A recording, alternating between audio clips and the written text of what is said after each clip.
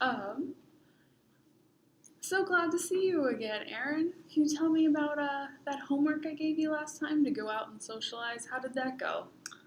It was okay. We went out to a football watch party. We're both from Nebraska. We both like the Huskers. There's a Houstonians for Huskers group, so we went and watched the game. We got there a little bit before it started, but um, I guess you should get there a lot earlier because we kind of sat in the corner because all the tables were filled up. But yeah, it was all right. We left at halftime. Oh, okay. So, did you get to mingle with any other Houston Huskers? Um, there were like a couple people near us that we had like random like I don't know, anecdotal stories here and there, but no like true interaction, I suppose. Why do you think that was? Well, the people that we had happened to be sitting by just really weren't like I don't know, they weren't the same age group, so seemed to have anything in common. They weren't very interested in being social, so after conversation started, they all fizzled out because it was like only one or two people talking. Okay.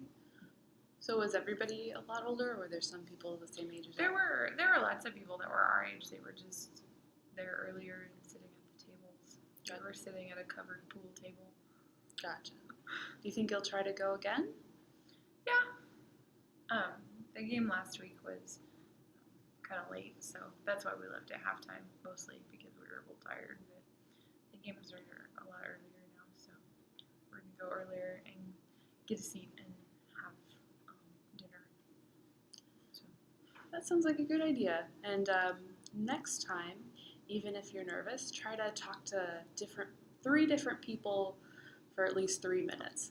And you can talk about whatever is easiest to talk about, whether it's football or being from Nebraska and transplanting in Houston. Just find some type of small conversation you can try out on 3 to 5 people. You think that's doable?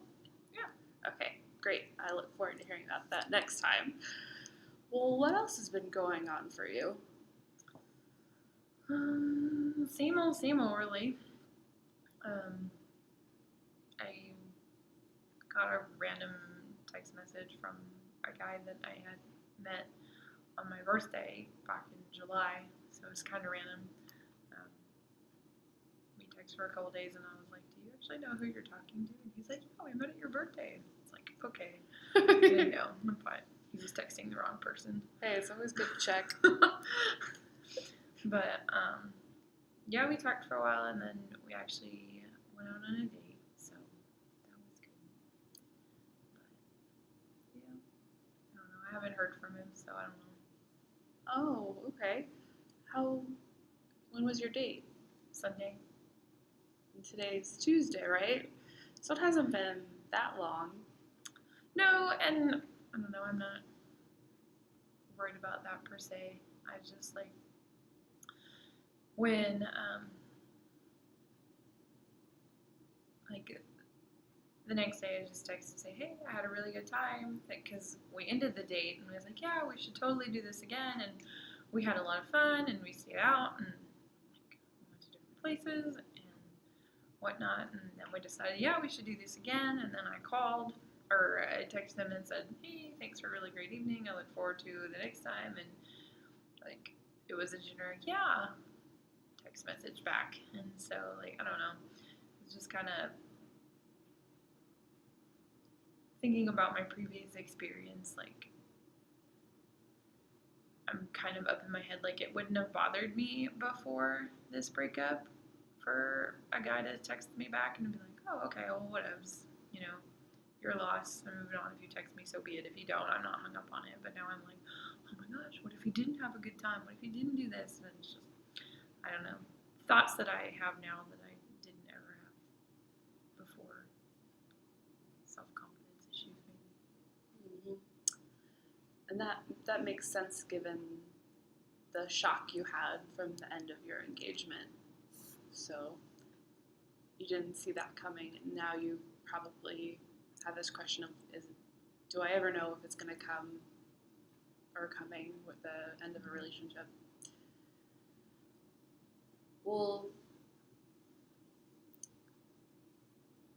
I think, though, even though those thoughts are very natural and kind of expected, you've got to do your best to try to know that and go back to how you used to be. Well, it's his loss, and not care quite so much, because we don't want to dwell and ruminate on those things when we have no control over it. And even if the experience is not the best one, at least you can always learn from every experience you have and every interaction you have with other people. So, is there anything else social going on? Or any other type of issues that are coming up this past week? No. Not with,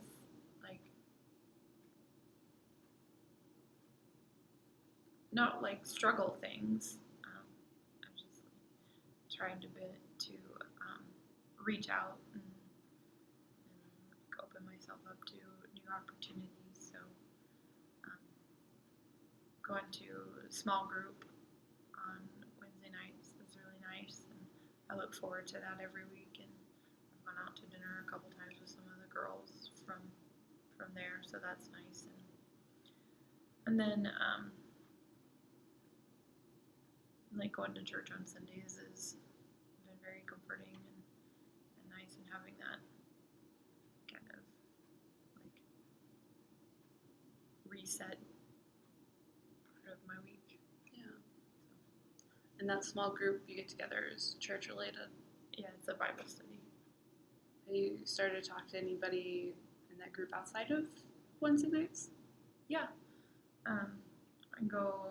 One of the girls has a ladies' brunch dinner on Saturdays that I go to. I've gone for a few weeks now, but another girl, we've gone out and gotten dinner together a couple times just for conversation, so that's nice. Yeah. And it's exciting for me to hear that your roommate's not going with you. It's something you're trying to do on your own to build friends. Yeah. She she's busy on Wednesday nights, so she's always invited to small group, and everybody, she enjoys it, and they get along and whatnot. She's always busy preparing for the next day, so she doesn't make it very often, but I still go. So. That's good.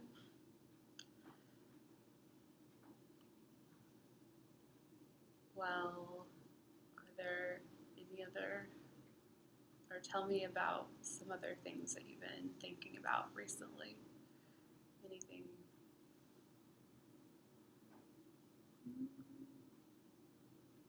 I don't know, it's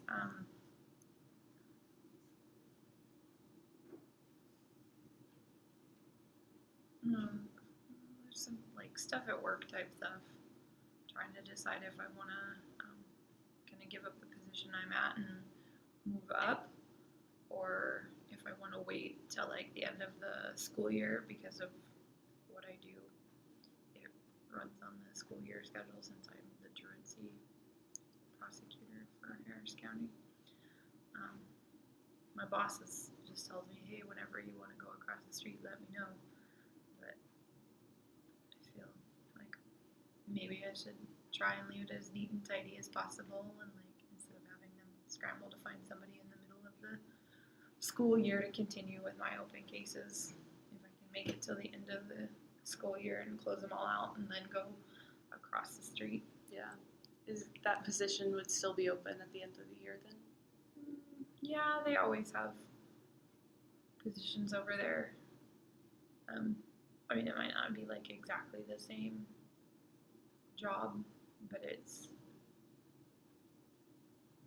across the street, it's higher up, it's a better paying position.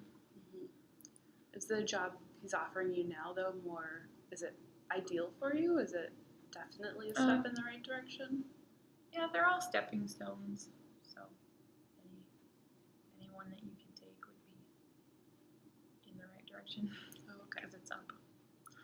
Well, then, if they're all gonna advance your career in the same way, then I think it's really up to you if you want to move now or move later. I'm just trying to figure out if I owe it to other people to wait, or if I owe it to myself to do it as soon as possible.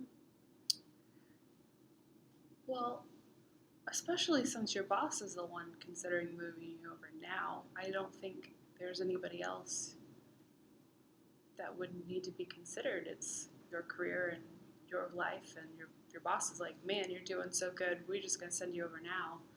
Then I think if that was a big consideration for them, they would have made it.